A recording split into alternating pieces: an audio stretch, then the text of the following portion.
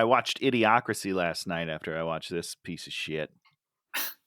So you didn't like it? I did not. I did not Good. like it, Dan. Good. I think probably for different reasons. We'll talk about it. I just had this fear that you were going to be like, the jokes landed with me, and I'm just going to be like, oh my God. Dan, I'll be honest with you. I thought for sure I was going to like it. That's why I was excited to pick it, because I was like, oh, I'm definitely going to like this movie. I was wrong. I'll tell you that. Yeah, I was pretty sure that I was going to spend the day calling you an idiot. I still might. Let's be clear. Tony, you gonna call me an idiot? That's right. I'm gonna give you some body blows. Body blows. What's the matter for you? I am no idiot. What's the matter you? Pizza Dan. Hey, watching with Dan and Tony. Hey, watching with Dan and Tony. It's like watching, yeah. Welcome to Hey Watching with Dan and Tony. I'm Dan. I'm Tony. And since it's the new year, we continue to mix things up and on the fly. We're dangerous in 2022, Dan. You don't know which way we're coming from. We could just come on here and it'd be two different Dans and Tonys, and you'd be like, that's right. And then it might get views. People might love the show. Like a successful Tony. Like and then, Tony Soprano. And then we'd swap them right back in your face. We could go back to wearing costumes. I could start wearing costumes again. We could actually throw ourselves into the show. Days, Dan. Me too. You know, you dressed up. It was very fun. Like we cared. So at the last minute, Tony switched it up and we went. Yeah. Pulled an audible. Yes. You know, it's the end of the football season this weekend, and Tony went there. And we went with Netflix's smash, bang, boom, big hit, Don't Look Up. It's a huge hit. Adam McKay, it's already dropped a 4th on their top 5, as opposed to like Squid Game, which sat there forever. Because where's The Witcher? That's all that matters to me. Witcher's still rocking it, I think. Is it? Good for them. Yeah, God, Henry Cavill's handsome. Yeah, I think we're in for many years of The Witcher. That's the best news you've ever given me, Dan. I love it. Looks like The Witcher is set. So we went with Don't Look Up, 2021 jam, Netflix, 2 hours and a casual 2 hours and 22 minutes. Is that how long it was? That is how long that movie was. I refuse to look at the runtime, but I was about halfway through that movie and I was like, it's over, right? Isn't this is the end of the movie? It can't not be. And it just went on and on. Unbelievable. This movie, star-studded cast. Agreed. Phenomenal cast. I love the majority of these people. Jennifer Lawrence's eyes stole the show. There were some close-ups of her eyes that you were just like, there were tons of close-ups, and they had that cool makeup that was like, I don't know, edgy. I don't know what it is, but that's what the kids are wearing. That so the kids that's what it's the kids cool, are guys. Good for you. I love it. If I could pull it off, I'd wear it. I can't though. So. I should have come on wearing that makeup. I should have realized that's the. That would have been January 2022 that we need. So this movie is very, very polarizing. Many people think it's the funniest thing they've ever seen. Other people are like, it's okay. And then there's me, and I think Tony, who are like, this is literally the worst thing I saw last year. I don't know if it's the worst thing I saw last year.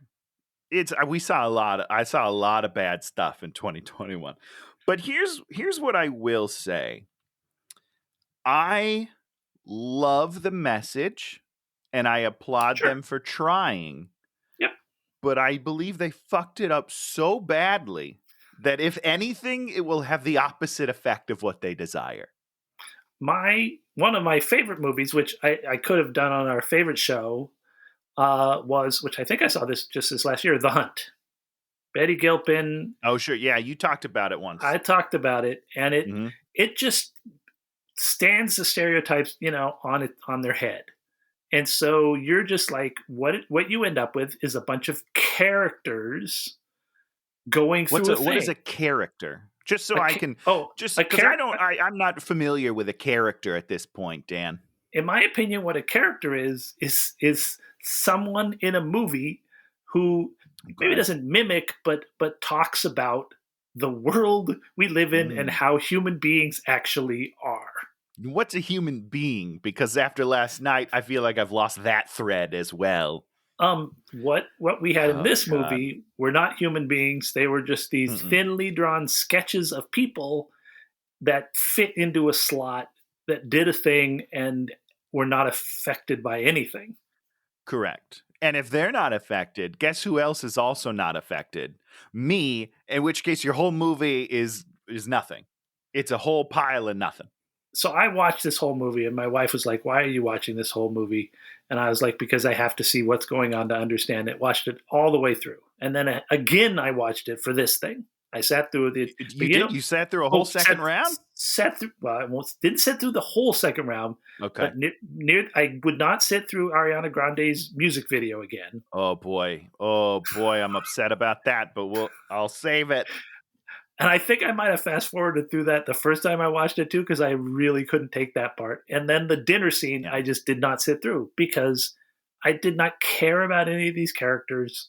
And if I cared about them, I would have been dying when they were waiting to die. But I did not, and I did not care. And that's the whole thing is you should. That's the crux of the movie is at the end when they're all together and he delivers the line that's like, we really had everything, didn't we?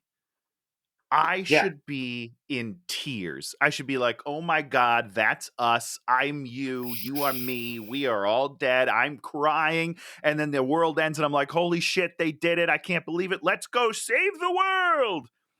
But we don't. We don't feel that way at all. No, because we don't care because his character is a self-fulfilling prophecy. He didn't deserve anything. He didn't deserve that family. He's kind of an asshole. He never deserved that family. I will disagree with you on that.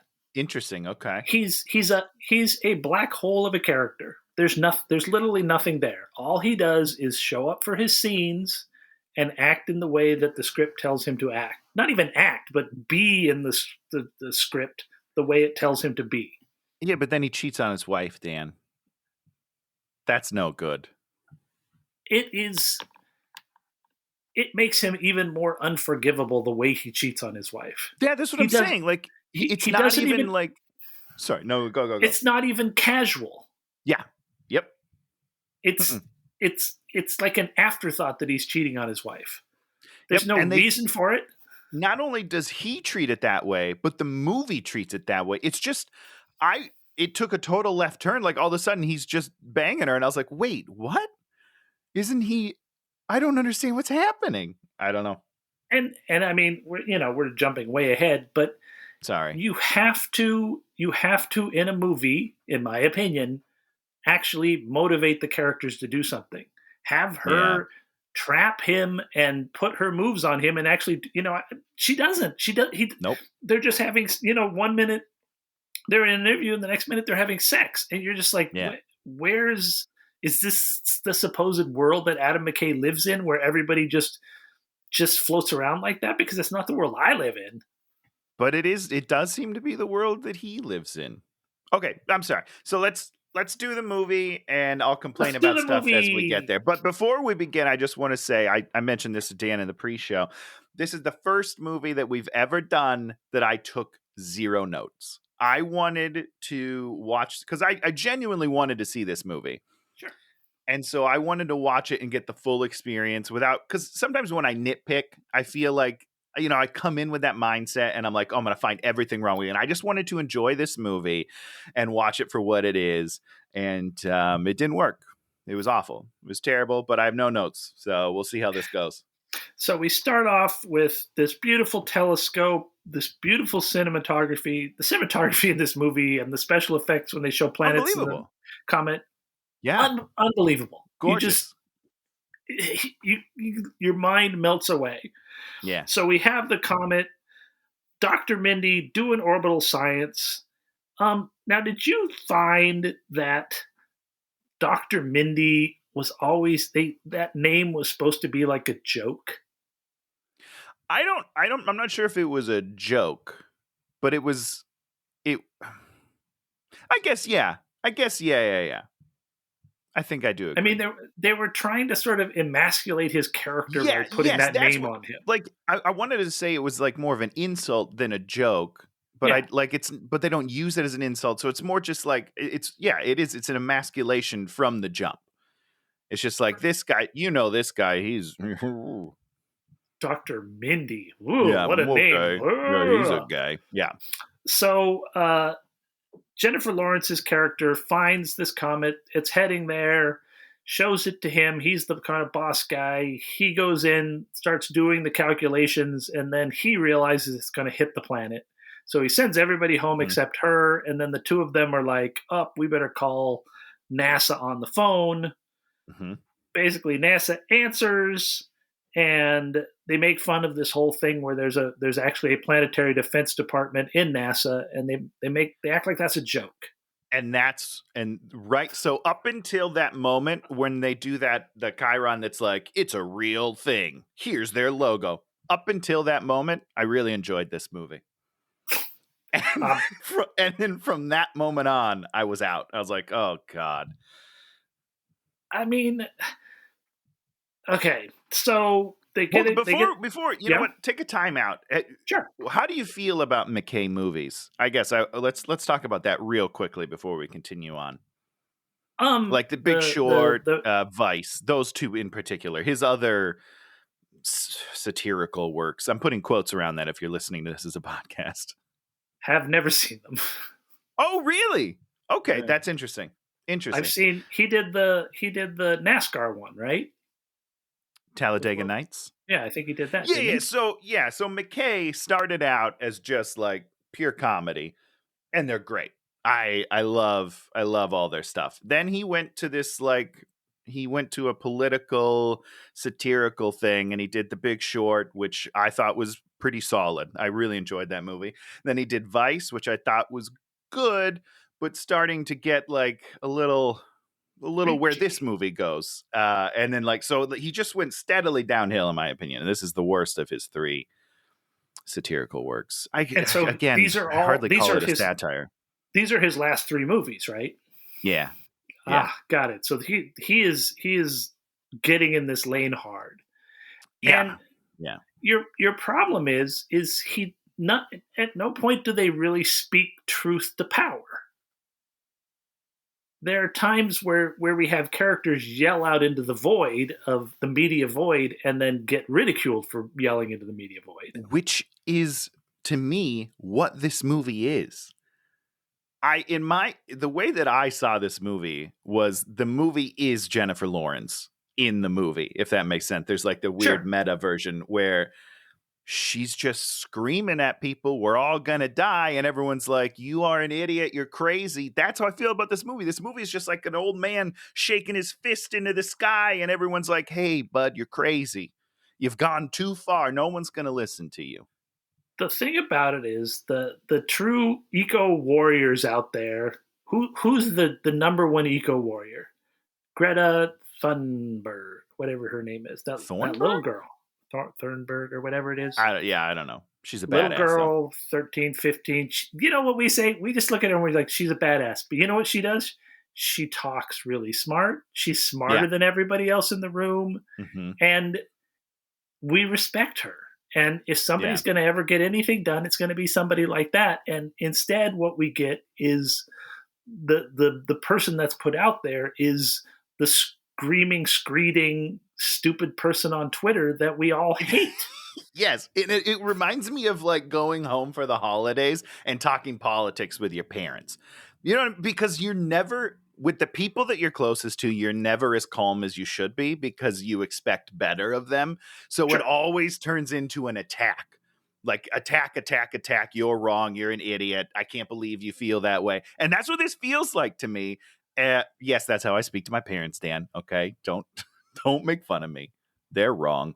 You better not call your mom an idiot, or I'm gonna have a fist for you. I have done it, but in my defense, she was being an idiot, Dan. I will always hug her afterwards. She's the sweetest lady in the world. Okay, she is the sweet. She made me cry. She is. I know. She's the best. She's the best. Now, and that's the whole thing is the other movies, I wanted to go back and watch Doctor Strangelove. And in Doctor Strangelove, what they do is they tear all the people in power apart. And that's what the movie is. The movie is, it tears apart the generals, it tears apart the politicians, it tears apart the Americans, it tears apart the Russians, it tears apart everybody. This movie doesn't even tear apart the people in power. It pulls its punches a lot, which is interesting to me. For as angry as the movie comes off, it also doesn't pointedly attack anything. It's like it's just anger at kind of everything, and that's where I think it loses me. If you can either do it where you're subtly doing it, like a subtle satire, I think is always better. It's very smart, very clever. Or if you want to be angry, you gotta hit it. You gotta hit it hard. Tell me what you're angry at, who you're angry at, and hit them, tear them down. This is just like, hey, I'm just yelling in a circle. It's like you made a movie of Twitter. It's like Twitter the movie. Yes. Yeah. And in the end, you know what most of us do? We start to tune out all these voices. Not because they aren't really saying something that's right or true. It's because they aren't modulating what they have to say. And that's the thing about it is if this movie was hilariously funny and you were dying on the floor laughing about stuff, I'd be like, God bless them, they did it. But they don't ever do that. Because because they hired a bunch of dramatic actors to try and do comedy, which are they trying? Dan, I honestly don't. Are they trying to do comedy? Because I laughed twice in this entire movie. I did not laugh the first time, but this time I made a very careful analyzation. Okay. There was one thing I liked. Okay, I can't wait to hear about that. Yes. So basically, they go and they end up at the White House. And they get on this big, great plane, and they sit there, and once again, there's these lines that you like. That like he's like, "Where are we supposed to sit?" And if he was like a 70-year-old professor, and he was like infirm, and it was just like really weird, but instead it's like Leo, I'm kind of weak, but I'm beautiful too. Yeah, and you just. So they end up at the White House. The big scene that everybody loves is that she gets worked up and barfs in a trash can because of how worked up she is. Oh, people like that? I've heard it referenced in a number of things. Like as it's funny, or just like, oh, there's a great depiction of anxiety on screen. Yeah. Okay, I'm okay with that. Okay. Yeah. I mean, and that's the thing is there's all these moments, but they're few and far between. They're far between. Because we spent all this other time doing weird stuff. Well, and that's so it loses its meaning to me because it's so surrounded by bullshit that to look at that moment and be like, oh, there's a look at it's anxiety in a real form. Great, but it's surrounded by so much bullshit. What does it matter? Like I don't know.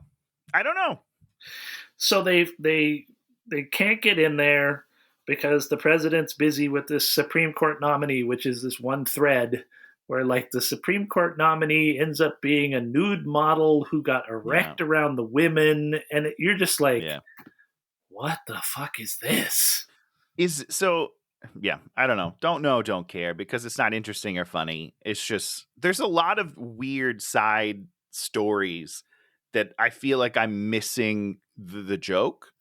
Well, and that's a problem. You know what the joke is? It's just like they're doing what's his name, the stupid guy that was running that had guns, and that they're just kind of phasing that in there. Right, but it's not for a reason. There's no reason for it. It's just like, oh, here's something that I saw that we could make fun of, but there's no way to tie it to the story whatsoever. So it's just gonna be like a random line that somebody says. It's just a little bit that slipped in there. So. The general scams them for $20 for free snacks, which is another bit that we run through the whole thing. And she obsesses over it in two other scenes in the movie, and it's not her character. That's not her character. Correct. But having said that, when she brings it up at the end of the movie, when she's sitting with Timothée Chalamet, and that they like open a scene and bring that back, That's the first time that I laughed in the movie. Okay, so that bit worked for you. Okay. Only once. It did not work in the beginning. It didn't work in the middle when they brought it up. It only worked at the end when like the world is ending and all she's thinking about is he probably steals $20 from everybody. That made me giggle. And that should have been her bit. Everybody should have been wanting to drag her into this, and she's just like, I don't want to get involved. I'm not involved. And she just, whatever. It's not how you build a character. Correct. You have to make all those pieces actually fit together in the puzzle. Into a human being. Into a human being, not a human being. No. There was the Xanax joke. It's okay. What's the joke?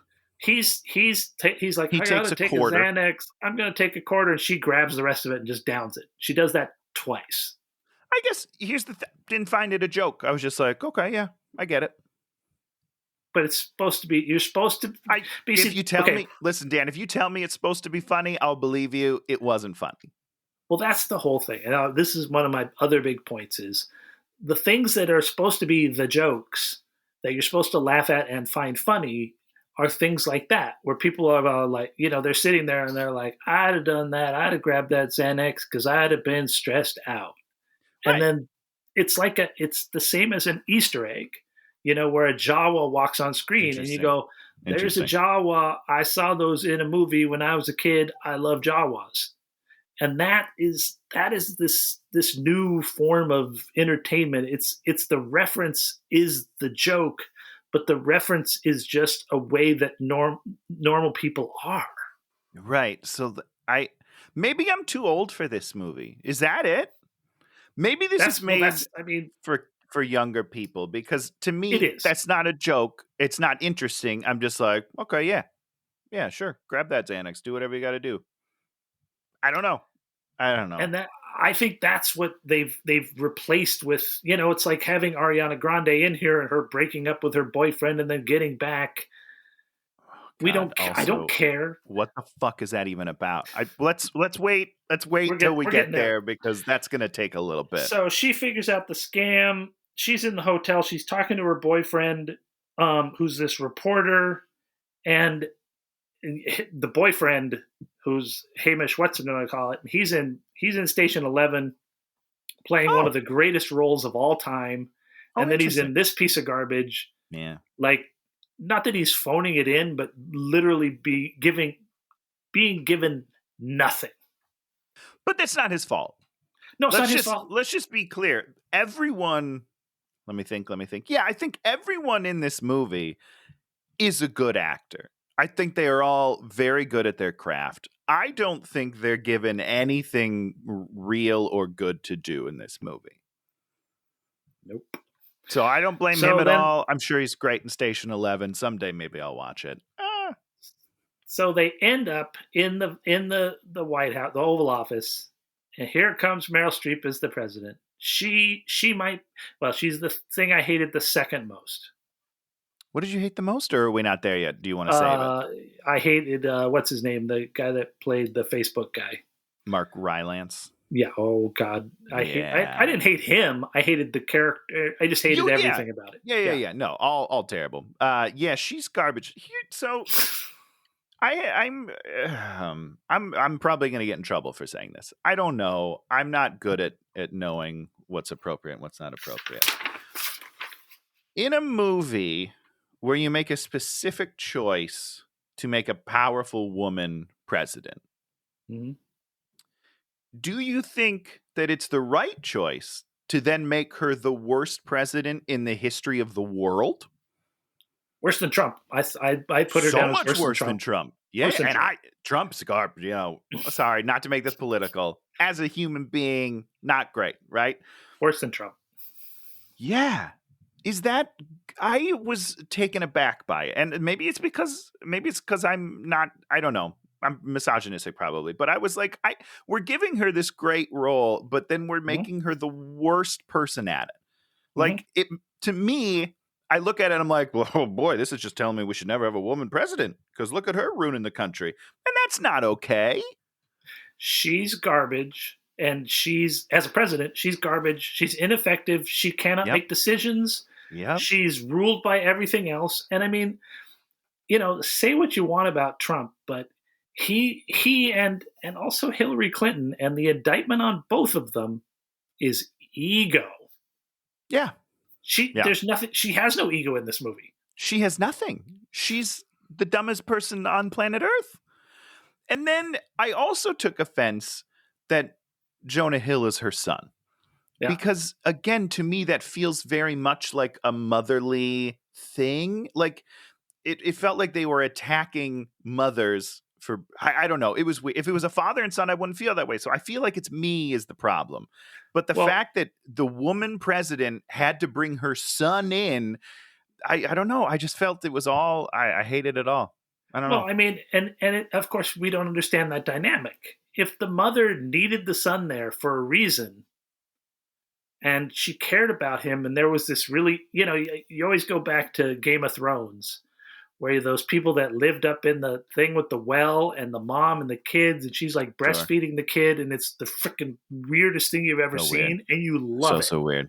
Yeah. So weird, so disturbing, so funny, so gross. And, this is nothing. I mean, it's literally like they don't even have a relationship. That's their relationship.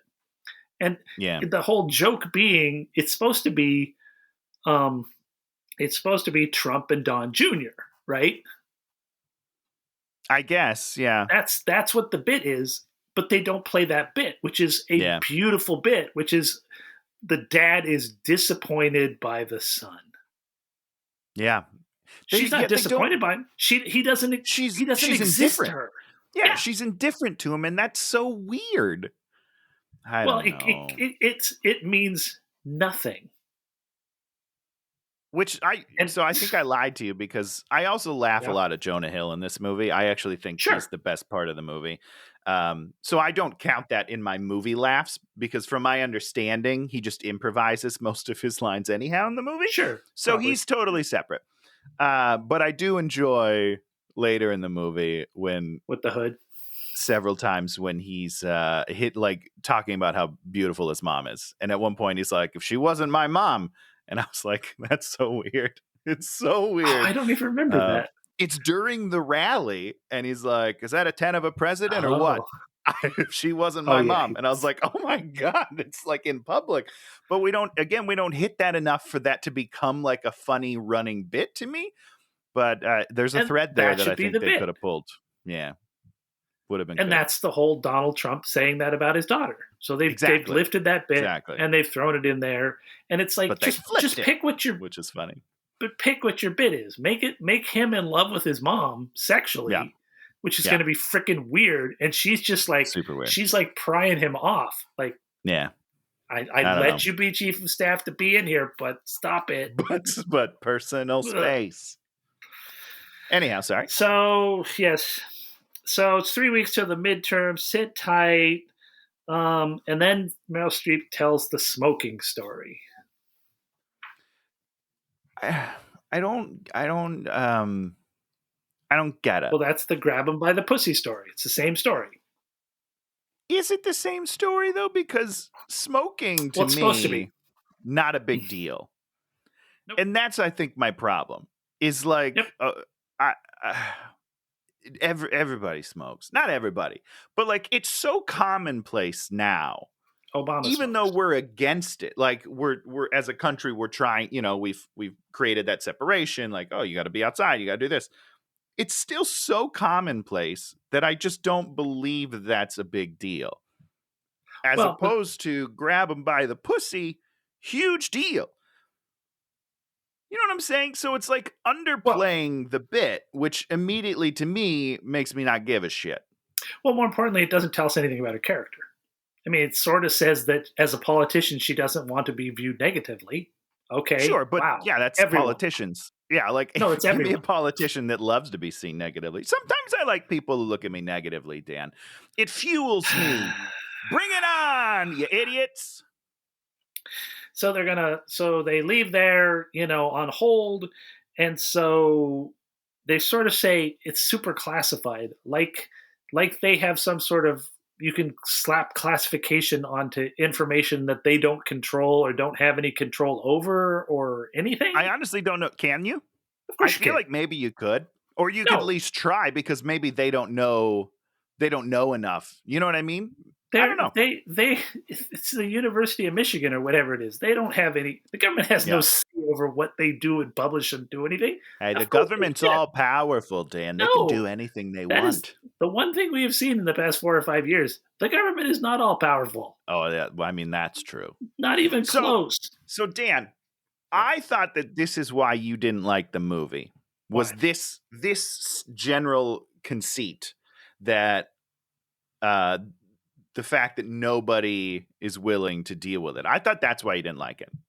Oh, there's a myriad of why I hate this movie. I mean, of course. The other thing I truly hate is when we get later on into the movie and they try to draw this analogy, basically, don't look up, which is the idea of ignore climate science.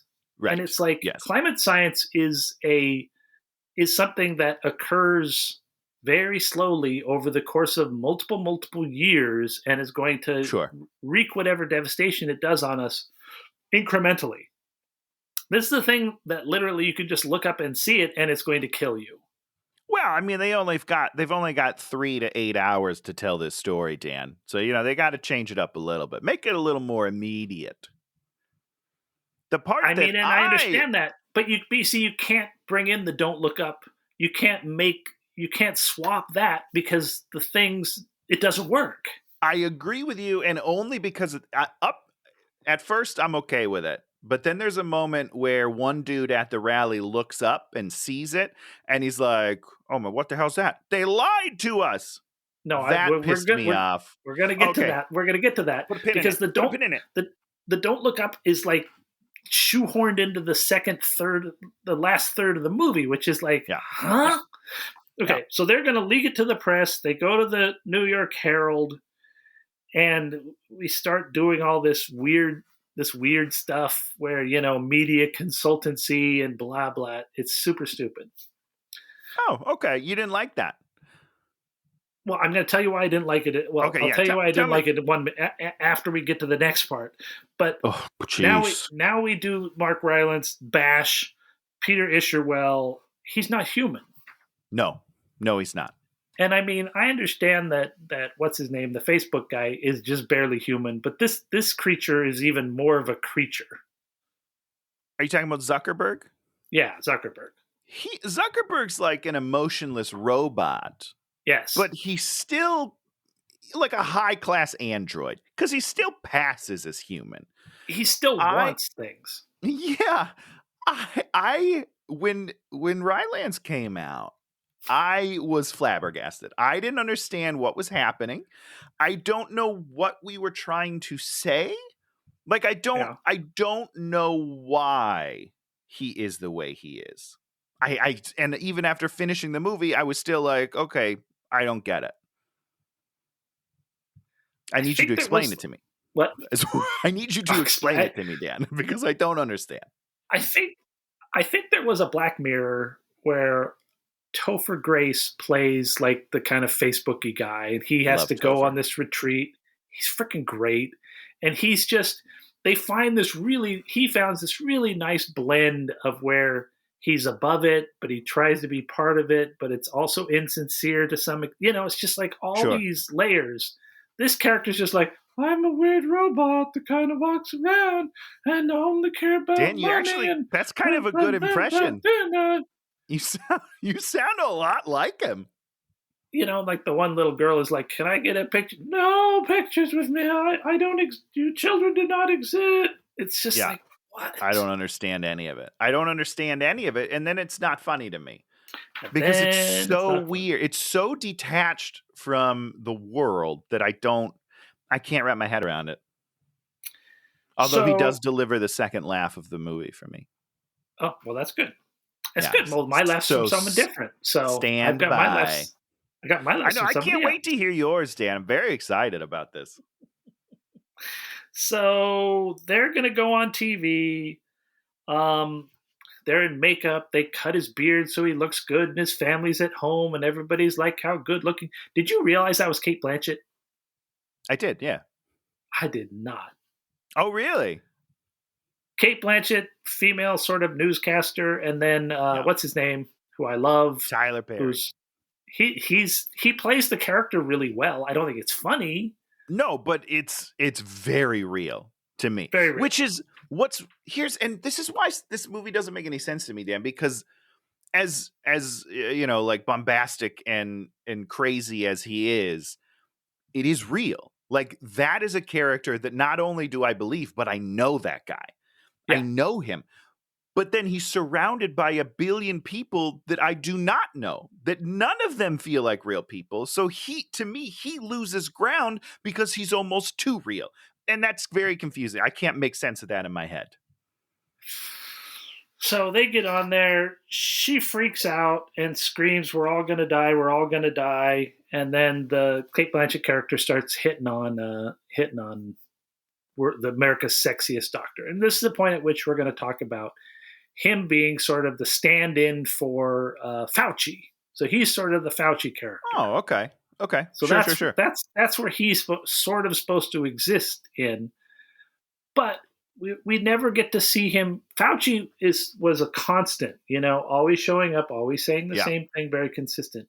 He is now supposed to go on this arc where he gets co-opted by the man, which is the government and media, which is a great place to go.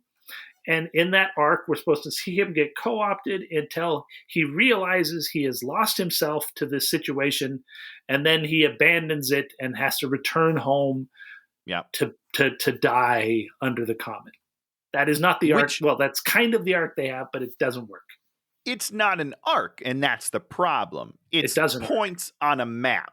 You know what I mean? Like, they hit different points of that trajectory, but they don't actually deal with the arc itself. So we're just supposed to, like, fill in the blanks of character development and then somehow be on board with it. And that's what obsesses me, because you're right. Like, when you say it like that, that's great. That's a movie, Dan.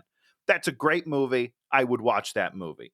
That's not what happens in this movie. At one point, he says, he later on, he goes back on the TV show and then he yells at them too. And then he's like, "I'm going home," I believe is what he says. Tony, do you remember where? I want to go home. I want to go home. Where does he go, Tony? He just, the next time we see him, he's driving in a car, isn't he? They end up back at like an office where they can battle against the government's misinformation. He doesn't go home. Yeah. He goes to a weird office that we've never heard of or never established. There's a line later that he's like, "I came back to try to win her over, but she didn't want it." And that's it. Did that happen in the movie? It didn't. He says that line to Jennifer Lawrence when he calls her. Oh. But we never see that scene. Like, we don't see that happen. It's one line to, like, fix the fact that he said he's going home, but he's not home. Great. Good. Yeah. We wouldn't want to see this. Wonderful stuff. We wouldn't want to see our primary character's emotional journey in the movie. Is he the primary character? And this is, I think, a problem for me is that while he is like the most common thread, we don't actually follow his story at all. I don't know, man. I don't know. This isn't even a movie. Not a movie.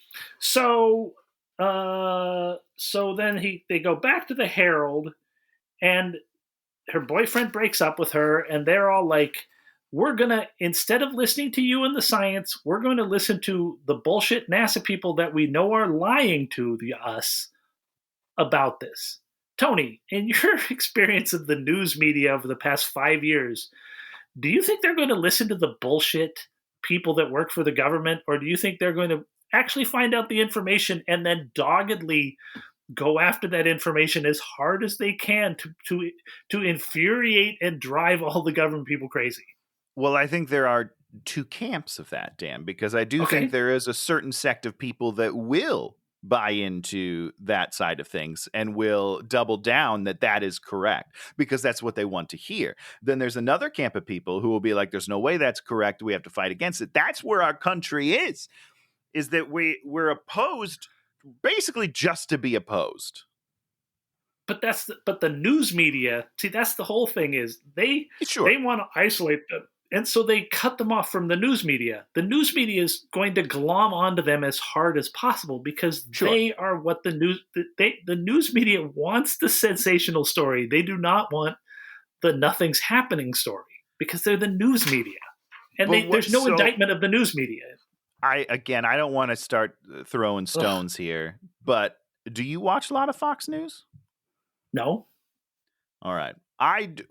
You do? My parents watch it, so whenever I'm home for the holidays, that's all that's on the TV. And I will tell you that they do a lot of nonsense when real things are happening. Oh yeah, of course. But they weren't at the Fox News. No, that's true.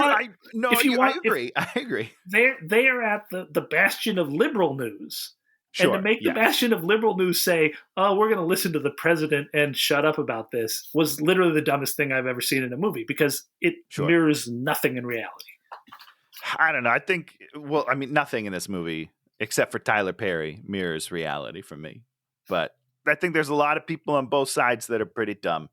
That's what we'll say. So her boyfriend leaves her so that he can write like one clickbait story or something. Yeah, I don't know. Once again, we're trying to isolate our characters by making things. It's like if you're a reporter and your girlfriend had the skinny on the world ending, wouldn't you think you'd want to like be part of that if you're a skeezy journalist? Unless there's like parts that we didn't see where she's cutting him out of the information totally, but. No, she tells him on the street. That's what I'm going to say. But like the one time we see them together, she literally tells him the truth. So yes, you would, as to be as crude as possible, you would suckle on that teat, Dan. You would get all the information you can. Now, if she was shutting you out and she's like, "Listen, I can't tell you anything. We have to keep this separate." Then sure, use your one shot at stardom to be like, "Hey, I boned her. Here's my one thing. Make me famous, internet." But if you are getting a steady stream of information, you don't let it go. And that's the whole idea is they didn't want to make him a shitty character. Yep. Make him a shitty character. And I think that's the whole thing about this movie is they don't make anybody a shitty character, really. No, that's what I mean by when they pull their punches. Like nobody is bad. No one's bad. Everyone's just kind of dumb. Everyone's just kind of doing the wrong thing. There is no, I don't know. Even the Facebook guy, he wants the money and he thinks he has a plan that's going to make it. There's nothing nefarious. There's no ego that drives anything. It's just that's like, also I can't wait till we get to the end of this movie where we can talk about that character and how disappointed I am in him. So, at what point does Dr. Mindy actually call his family and tell them that the world might be ending? I don't know. We don't see it. I don't think they never show that in this entire stupid. He just shows up later. So he doesn't because he's not a human. So they get dragged back to the White House, and at the White House they apologize and they say we're going to take care of it because of the Supreme Court stuff, and we're now sagging in the thing or something. Yeah, because it's a political move. So now which is fine. We have a big announcement on a big battleship that they're like, we're going to shoot these rockets up there and destroy the thing. Ron Perlman comes out, and he's your big guy. I loved him. I love Ron Perlman. I love him. It's just ridiculous. Is this your laugh? Is Not him yet. in the spaceship? Him in the spaceship? Is that okay? All right. Yes. I'll allow it. So they're all back on board. There's the big media push. Now he just starts randomly having sex with Cate Blanchett's character. Right. Which is just so unbelievable. She's very hot in this. Yeah. And then there's like this is how this movie is the most terrible. They're talking in bed, right? And she says, "Okay, now's the time where we're going to talk to each other about our lives." Yep. The get to know you phase. And then her next line is, I hate doing. I don't do this. She doesn't even say I hate doing this. I don't do this. And you're like, wait, you were the one that just instigated this, and then she has a great life, and then he's like a nerd. Well, what she says is it's something like, it strikes me that we don't know anything about each other. And he's like, oh, okay, then we should talk. And she's like, oh, I don't do that. no, I don't talk. And it's like, wait, but you And then she said, talks. Yeah. and then she in fact does it. It's very strange. Doesn't make any sense. Why It's like is she's having both sides of the conversation by herself, and Leo's just kind of there. I don't know, man. So then we get launch day, and so Ron Perlman's the one guy in the rockets going up, and all the other ones are there, and then he starts doing the stuff about the Indians and the Jews, and just doing this super racist stuff. It was, I don't know. I thought it was very funny, and they're like, someone's like, I watched it generation. Again. I didn't find it that funny the second time was when I really found it funny. Now that you're saying, because they bring up, he's just another generation, I think. They do bring that up a lot, and that is funny now, like looking back at it. And I do think if I watch this movie again, which I will not do, I think I would find that very funny. But at the time, I was just like so over this shit, and I was just like, what's happening? Sure. I don't understand. But looking back at it, it's pretty funny. He says one joke where it's like, you don't ever see two of them in the room together. You know, like something just totally absurd. Yeah. And you're like, okay, that was funny. Perlman. Okay, so now we're back in the thing, and they abort the mission. Everyone's like, what's happening? And then we get the meeting, and Facebook guy comes in, and he's all like, the opportunity, and da-da-da-da-da. He did say one funny thing in this where he talks about the giant panda paw of China controlling all the mines. Sure. I'm like, that's nice. Okay. That's nice. Yeah. So now he's on board because Bash is going to send their ships up there. So much money. Yeah. And here's my question, Dan. Yeah. Because I feel like we don't really talk about this in the movie, and I think that they should more, is that his plan is just to make it smaller, but it's still going to impact. Now it's going to hit a bunch of different places, right? Do we talk about the plan of how to minimize, casualties? Well, the idea is that these things are going to go up there, sort of break it up, and then they're going to sort of control the descents, and they're all going to land in the ocean where they can be retrieved by the Navy. Okay, so we do talk about it. I must have just missed it. Okay. I'm not a planetary scientist. You're not? I don't know. That's why you don't understand the movie, Dan. My problem. You got to get your PhD. So the PhDizzle. Sorry. Kate and the other guy, the NASA guy, who actually I really liked him. It was so sad. Teddy didn't get to do much. And Teddy's the black guy. Oh, that's with the three of them. So she's obsessing over the $10, and then Teddy does his Sting farted bit. Yeah. Did you like that bit? You thought that was funny? No. Oh, good. And that's once again how this movie, whatever. Is that supposed to be funny? Because here's the thing, Dan. I think we've talked about this before. I don't like fart jokes. You generally do like fart jokes because fart jokes are pretty much always funny. That's why I don't like them. I think they're cheap. I think it's like, okay, way to go, lowest hanging fruit, right? But somehow this movie fucks up a fart joke. I don't think I've ever seen that before in my entire life. It's unbelievable. In Only Murders in the Building, Sting lives in the building, and at one point he gets tied into the thing, and they go and see him, and it's so freaking funny. And Sting jokes should be very funny, and it wasn't, because basically they just said Sting farted, he didn't say sorry, and he got away with it because Sting is cool, and I still think he's cool. And it's like, that's not funny or interesting because it's everything we would believe. Yeah, 100%. The key to a joke is you got to surprise us with information, like Ron Perlman's character, like going off on this racist screed while he's launching up there. It's like, he's the one guy in this thing that went for it. Yeah. That actually said something offensive. Everybody else is like, our characters have to dance around everything because we're Hollywood movie stars. Yeah. So Kate causes a riot at a bar, and so they throw the hood over her, and they're like, we're going to take you off the grid, which means nothing.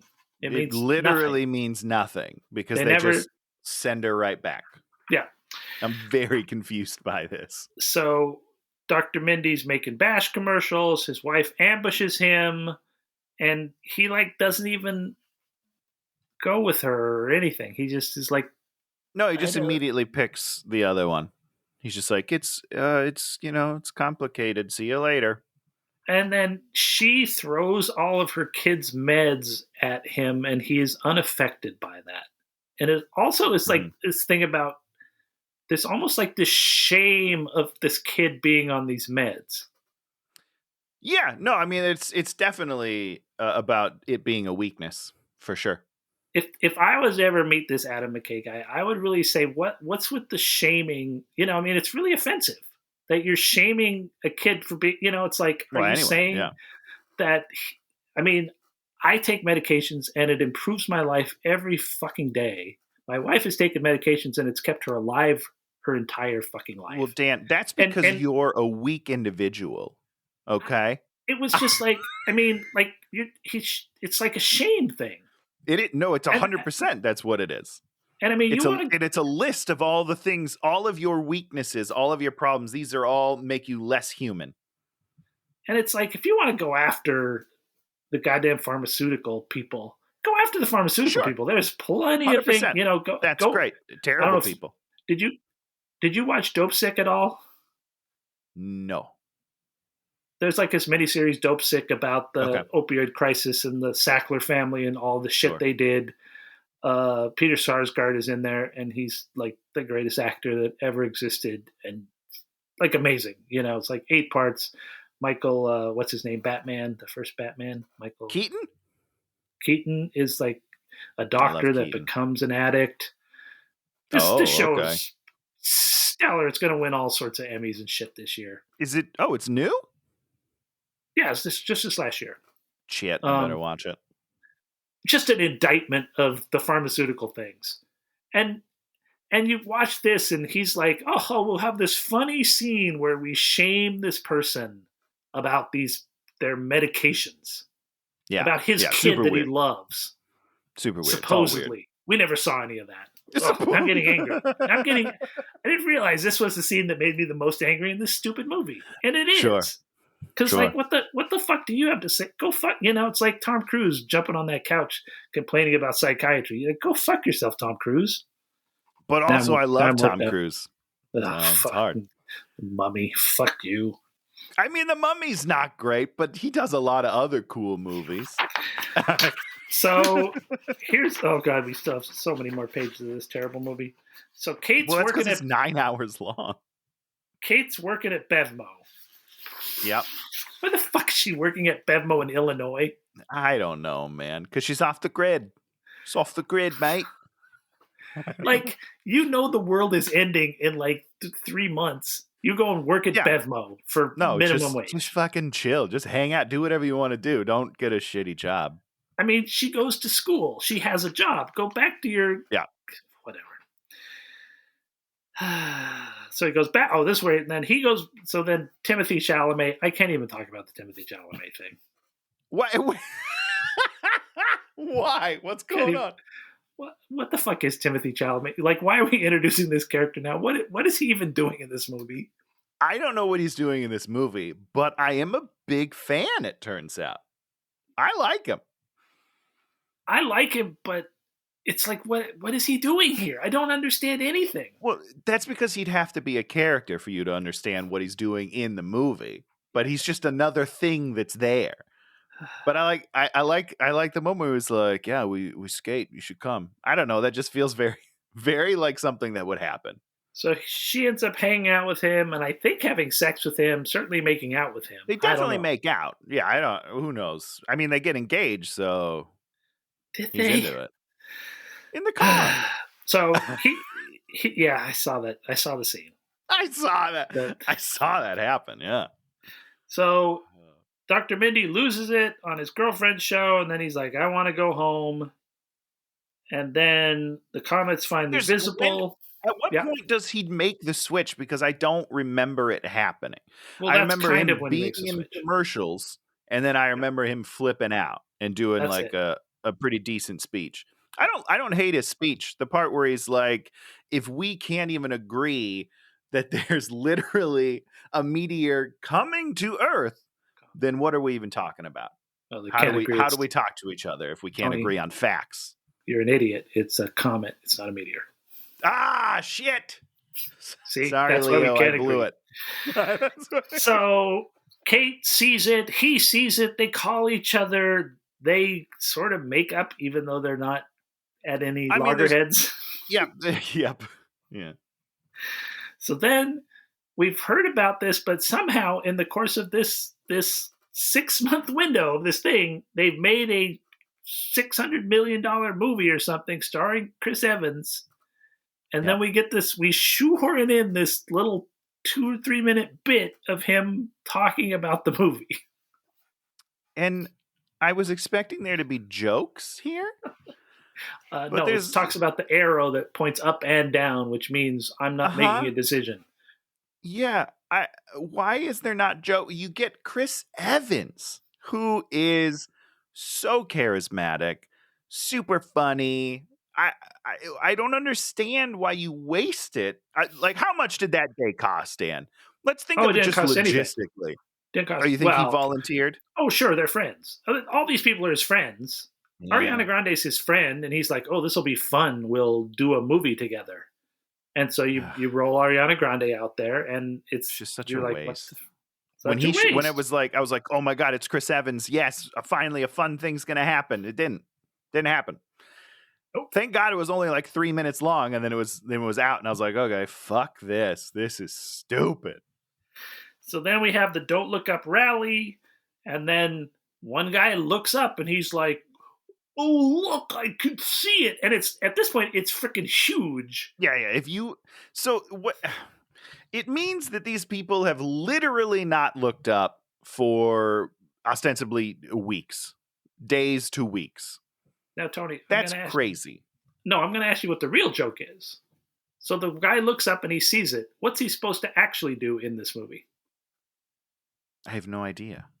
He's supposed to not acknowledge it. Oh, I see what you're saying. Yeah, because they've all seen it. They've all seen it. They're in denial. They've seen it. I don't under. That's what I don't know. Yeah, what we're supposed to have is the reporter literally point up there. The guy looks at it and he's like, "What? There's not. I don't see anything." Because that's that's the cognitive social dissonance. How people are is they'll see it and then it doesn't even exist. Yeah. It's just like with Trump. Trump lies and they're like, "No, Trump doesn't lie." Yeah. It's so the bash launch happens and it fails. So this, I mean, it fails, but it's a longer scene than that, Dan. And this is the most disappointing thing to me is that in my head, I think that this could be a very funny scene. Okay, you rewrite this scene for me because I don't see how this scene could be. It's not even a rewriting. It's just kind of how you attack it, because there's this big plan. You got this weird billionaire guy who's like, "Oh, I'm the greatest tech guy in the world," and one by one his things start failing, and we should see him do something. Yes, he needs to be affected. Like, what? He does nothing. He's like, "Okay, he leaves the room. All right." And then he excuses himself and they leave the room. And I was like, are you kidding? Why am I even watching this scene then? If nothing's going to happen, you could have made that scene 18 seconds long. Uh-oh, it failed. Got to go to my ship. Done. In and out. Nope. I don't need to see nothing. So he leaves. The president leaves. They're flying away. There's an ark that can fit some people. They call Dr. Mindy, of all people, for a reason that we cannot even begin to comprehend. Because he's in the movie, Dan.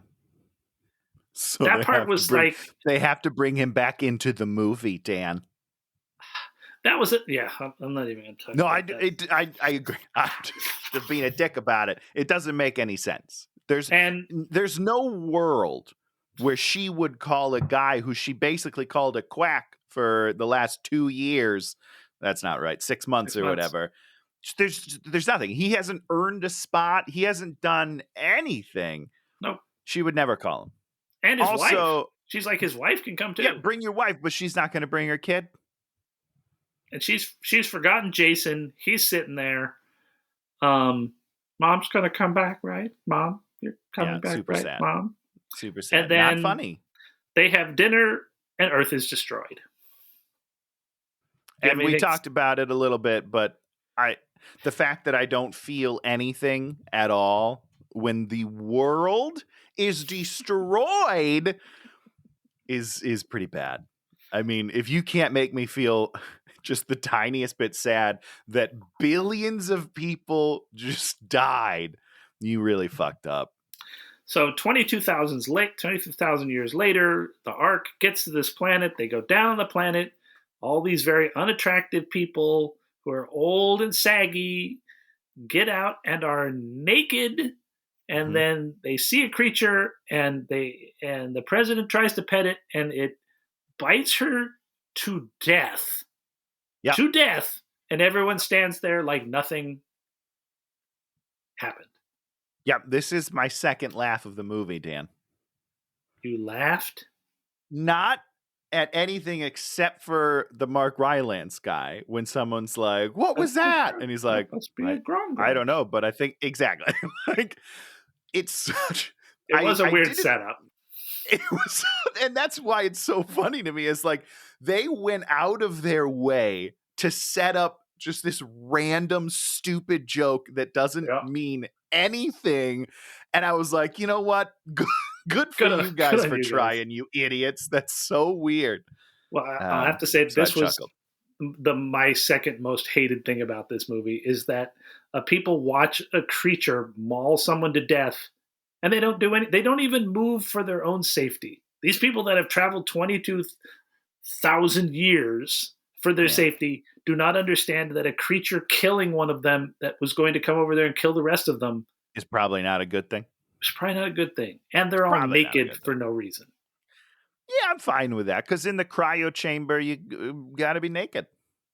Yeah. It's like you've never been in cryostasis. Dan.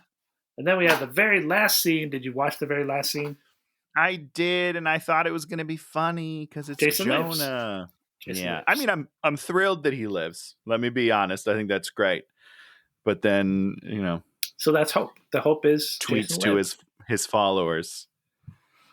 Like, was he trying to tweet to his followers? Was he trying to do that? Tweet, Graham. I don't know what the kids do. TikToks. Who knows, Dan? But he's making a little video and he's like and subscribe. So I'm going to tell one more thing. What I think was the dumbest joke in the whole show. Oh, great! When the bash mission fails, everybody's like, "I'm going home to my daughter. I'm going home." One guy yells in the background, "I'm gonna do an 8-ball." Yeah. Heard that too, and I was like, "Okay, fucking idiots." Edit that out. Just edit. I mean, your movie is terrible enough as it is. That was done off camera. That was added in.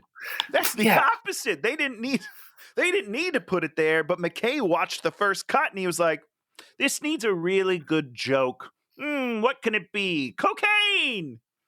Fucking ridiculous. That's what 8-ball is. Oh, Jesus. I'm pretty sure an 8-ball is Coke, right? You guys in the comments, sound off in the comments, guys. Let us know what an 8-ball is. I think it's like booze but I've already said it. Dr. Strangelove, a movie that this movie wishes it was.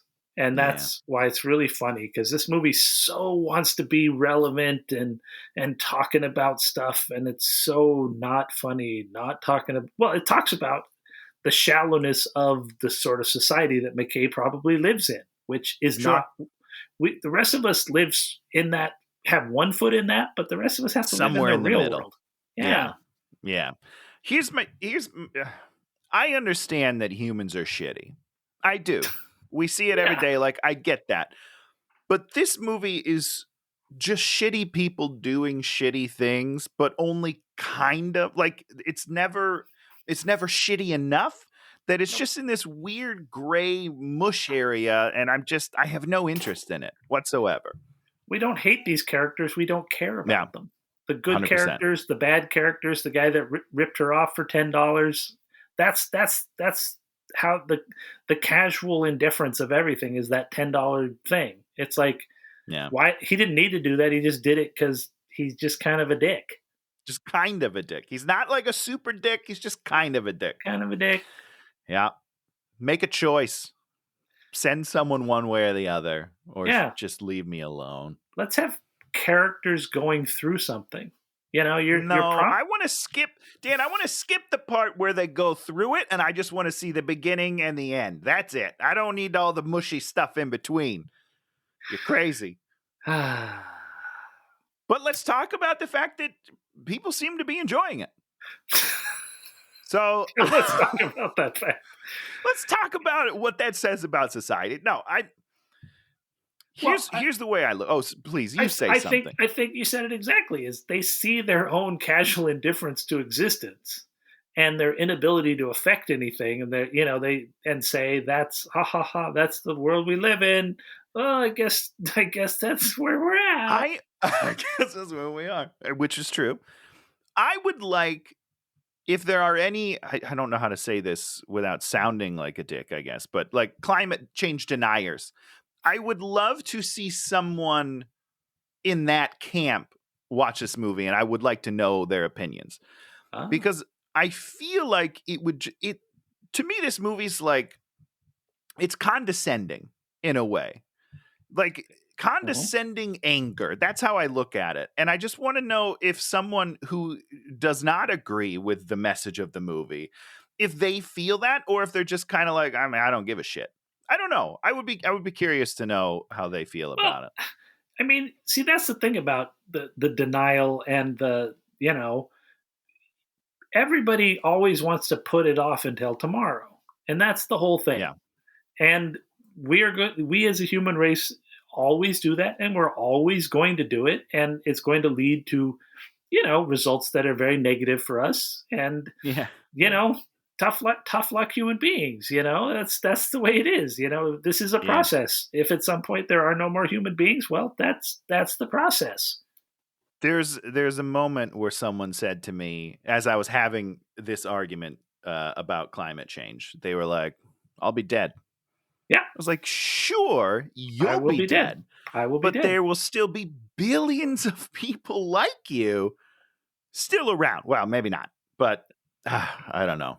I don't know, man. It's all weird. Well, and that's the whole thing. It's an incremental thing, and each of us incrementally adds to it. And, at some point, the bigger powers are going to have, when Florida is underwater, I watched the thing about the rising sea level. And like, there are communities in Florida that within our lifetimes, just, there's going to be water, period. Jesus. It's going to be gone. Okay. It's going to be gone. Good luck with that. And I don't know. We don't need to get political. I apologize. We're getting political. What I'm angry about is, you want to speak truth to power, speak truth to power. You want to make a funny movie, make a funny movie. This movie doesn't speak truth to power. It wasn't funny to me. And if all you're looking for are thin pastiches of the reality we live in, okay. I mean, seems pretty thin to me. Like, if you enjoy that, it's fine. But if there are people out there saying this movie's funny, I think that's a problem. Because this movie's not funny. It's not funny. But I explained to you what they think is funny. I know, but they need to understand that that's not funny. You know what I mean? Like, I need to tell them that that's not funny. No, note the people that thought this was funny. Tony tells you it's not funny. It's not funny. It's not. It's something different. I don't know. I'm too heated right now, but it's not funny. Funny's not the right word, guys. It's getting hot under the collar. You're turning red, Tony. It's red, Tony. I know. I'm all the Hulk. Better that you're not. There is a red Hulk. So, Tony, there must have been something this week that you enjoyed. Oh, Dan, there's not. Nothing you enjoyed. I tried a couple of new things, and I felt they were all swing and misses. The one I am going to talk about is MacGruber on Peacock. I watched the first episode. What'd you think? I never watched it. I mean, I sort of saw the Saturday Night Live, and I think there's a movie. I've never seen the movie. The movie's great. I loved the movie. Just for the record, did it happen in the movie where he like machine gunned Val Kilmer as he fell to his death Yeah. and then peed on him. And then feed him. Yeah. Well, I guess the big joke of the movies in here, I thought that joke was very funny. Yep. You know, it was. It I was watched, very funny. Let's put it this way. I watched one and I did not go back. We've watched a couple now because you remember Landon Ashworth? Yeah. Mo buddy. He has a small part in an episode. So we wanted nice. to make sure we saw that before we tuned out completely, which we have now done. But the funniest jokes of the show are just callbacks to the movie. That's not a show. It's not a show at all, you guys. You have to come up with new good jokes. So I don't know. It's been a tough week for me, but we did. I mentioned Bent last week, if you remember that, because David Walton, or maybe it was a couple weeks ago. I don't know, at some point. But the show's Bent. It's 6 episodes. You can get it on iTunes. It's a lovely rom-com sitcom, which is pretty rare. And it was too bright to last. I just was like clicking around this morning, and I ended up on this movie Battle Royale. Yeah. Insane. It's like, is it pre-Hunger Games? It is. I'm pretty sure Hunger Games stole everything from this movie. It's so crazy. That movie's great. The adults are tired of the children not paying them any respect, and so they take a whole class of school children and throw them on this island to kill each other. Yeah, it's just like, I watched like the first 40 minutes and then I just sort of had it on. I was doing other stuff. There's this one scene where the one girl poisons another girl and then they all end up killing each other. Yeah. It's just so brutal, just like Squid Game. It's like this. Yeah, it's insane. It's such a better comment on the problematic world we live in than Don't Look Up. And that's the whole thing, Make it, and that's why I bring up The Hunt. Make it personal. You really want to make these characters, and then let's stick it to them. Boom. Yeah, stick it to them, man.